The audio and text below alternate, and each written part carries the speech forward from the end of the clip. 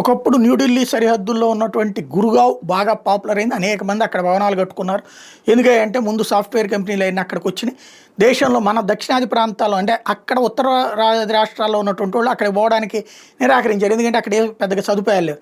But మనకి ఇక్కడ పల్లె ప్రాంతాల నుంచి పట్టణ ప్రాంతాల నుంచి ఉన్నటువంటి వాళ్ళు ఒక ఉద్యోగం నార్త్ ఇండియాలో వస్తుందనగానే అనేక మంది ఎగబడి అక్కడికి వెళ్ళారు. అందుకని నేను గురుగావ్లో బాగా నిండిపోయింది. మన వాళ్ళే దక్షిణాది వాళ్ళు ఎక్కువ ఉంటారు. అక్కడ తెలుగులో మాట్లాడుకునే వాళ్ళు ఎక్కువ కనబడుతుంటారు, లేకపోతే తమిళ మాట్లాడుకునే వాళ్ళు ఎక్కువ కనబడుతుంటారు. అక్కడ అత్యధికంగా ఉద్యోగాలు చేస్తున్నది మనోళ్ళే.